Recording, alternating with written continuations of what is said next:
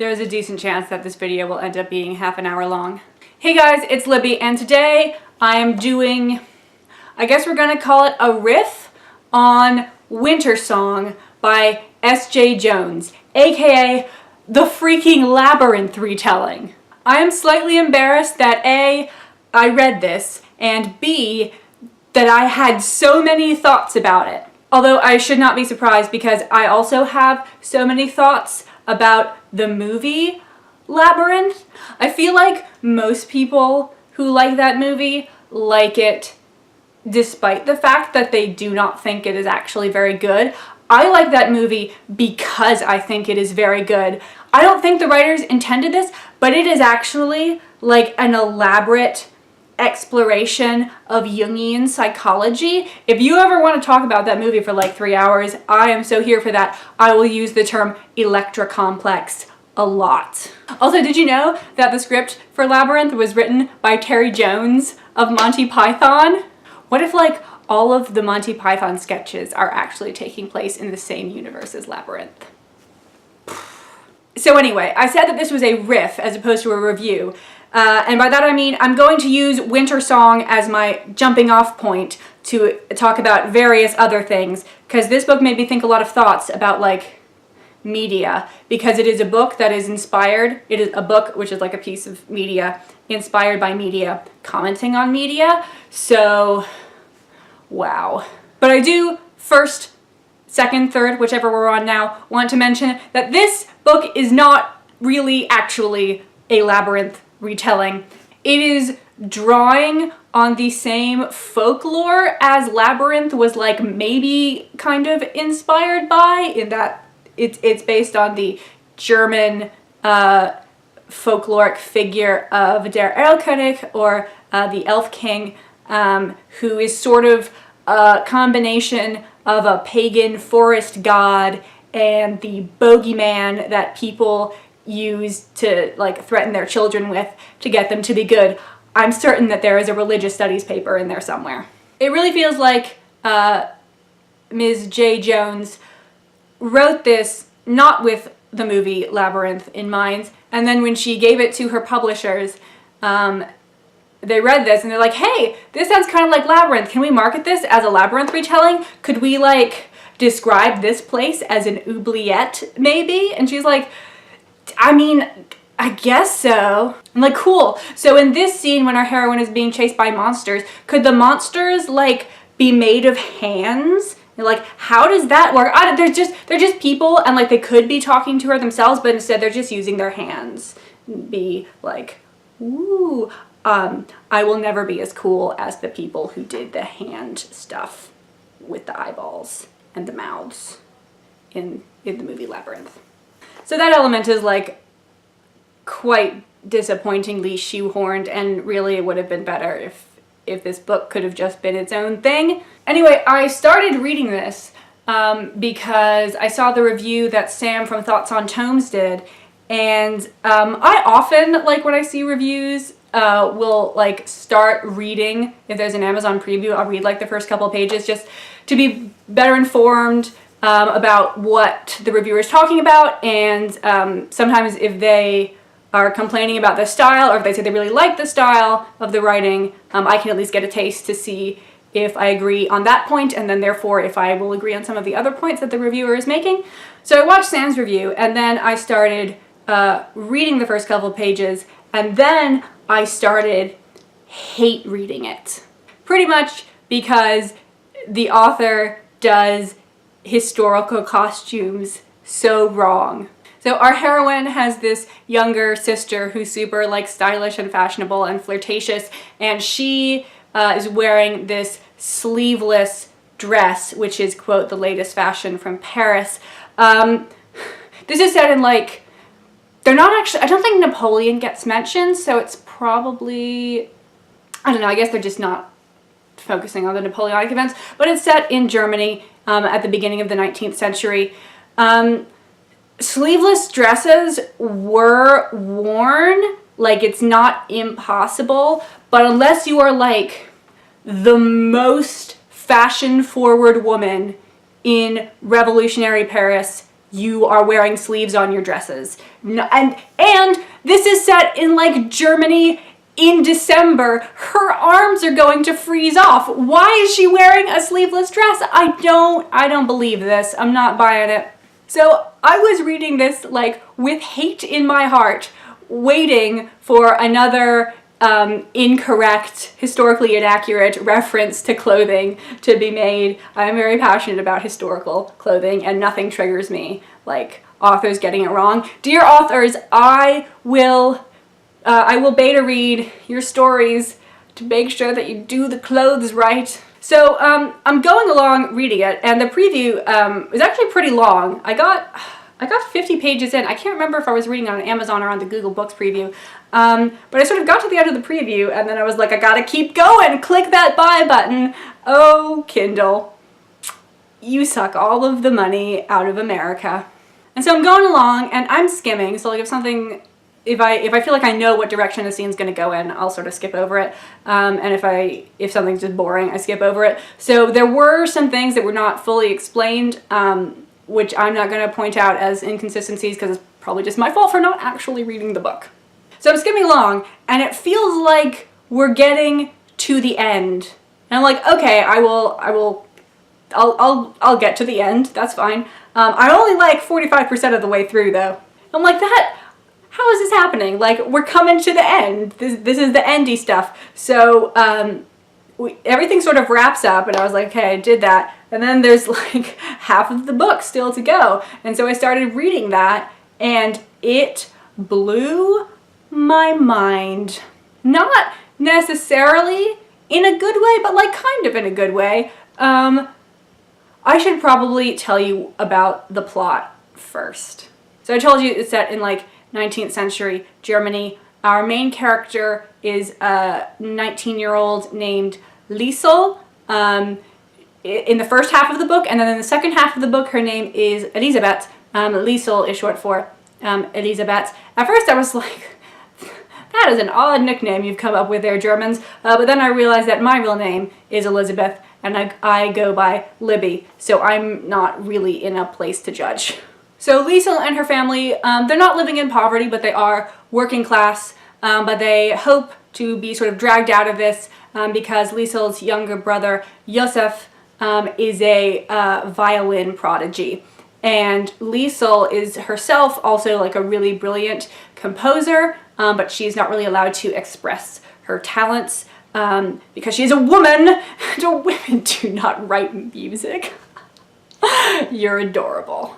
So her brother has this audition before like a maestro who everyone's hoping will take him away to like Vienna or Paris or something and teach him to be a great violinist, and he will make them all some money. And so while Liesel is obsessing over all of this going right, she is not paying attention to her younger sister who is making like some bad life choices and ends up getting abducted by the Goblin King, and Liesel feels really bad about this because she should have been paying attention, and now she has to go save her sibling. And so now I can talk about how very different the first half was from the second half. This book made me have a major realization about some elements of genre classification, and I think book genres exist along a spectrum. Many spectrums. One of those spectrums is how goal-oriented is the plot. And I would say your typical YA fantasy novel, which is how this is marketed and kind of how the first half plays out, is very goal-oriented. There is a thing that you have to do, and our hero or heroine will do it, or possibly sometimes realize that they didn't actually have to do it all along, and spiritual growth, whatever.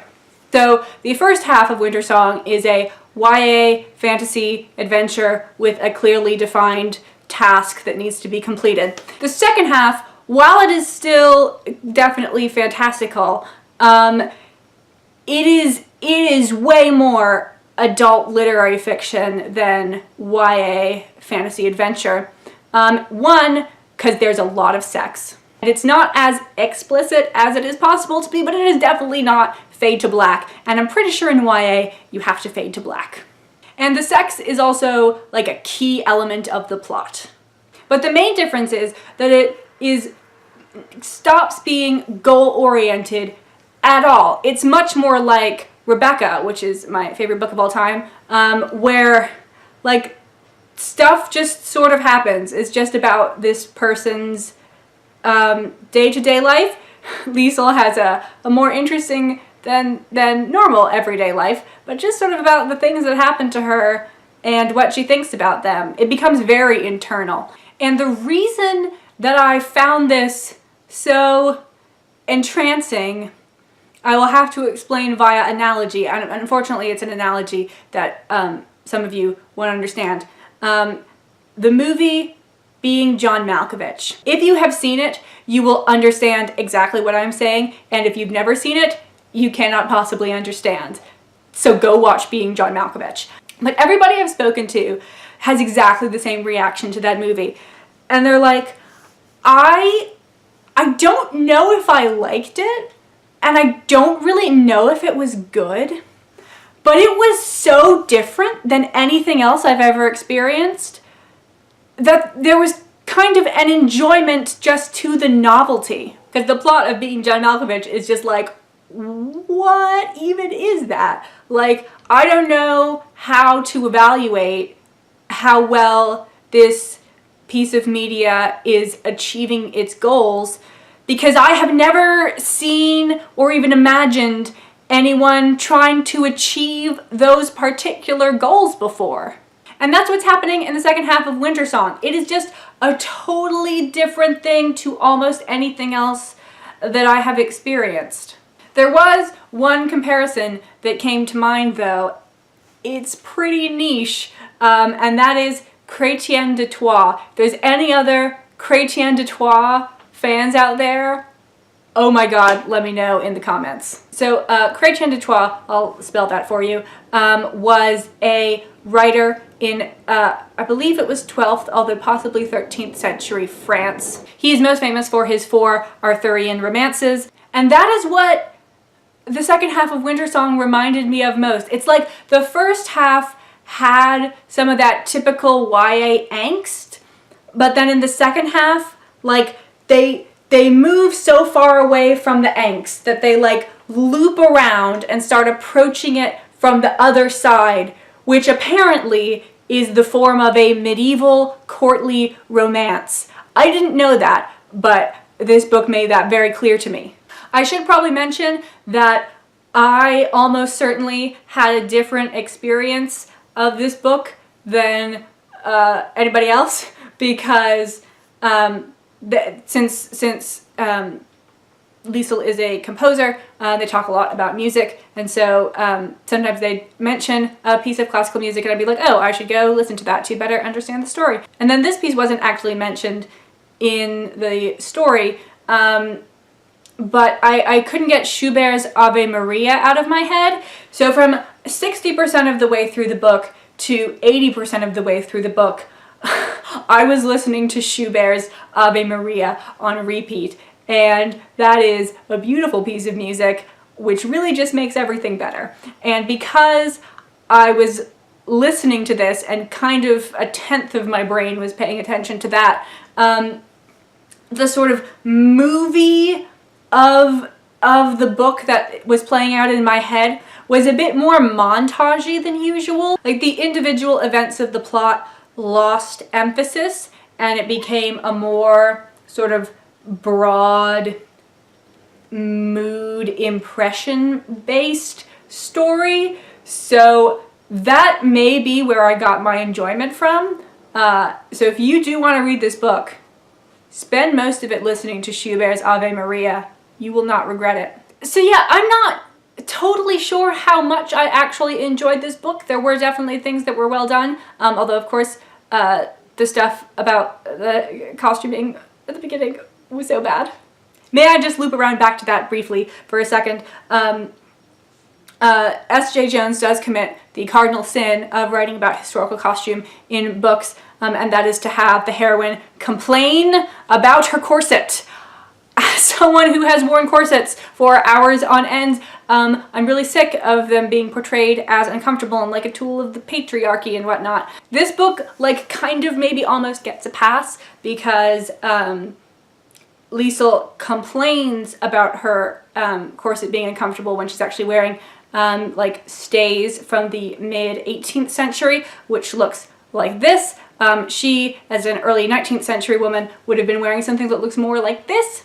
So I can kind of almost buy it, like, cause it's a shape that she's not used to, that might be kind of uncomfortable. Although I have a sickening feeling that in S.J. Jones's mind, Liesl is not wearing a corset back in her normal everyday life, but she definitely is. I don't care how fantastical your Napoleonic Germany is. If it's Napoleonic Germany, ladies be wearing the corsets. Okay, back to the conclusion that I was attempting to make. I think that I enjoyed this more than my average subscriber would. A, because of the contextualization I had, because I'm familiar with some medieval literature. Like, I would not be at all surprised if S.J. Jones had a degree in medieval and Renaissance studies. And B, because I listened to Ave Maria while reading most of it. So I can't really say that I would recommend it to people. I don't know. If you've read this, let me know what you think about it and what you think about my thoughts. I'd be very interested to hear. I should stop rambling. Goodbye.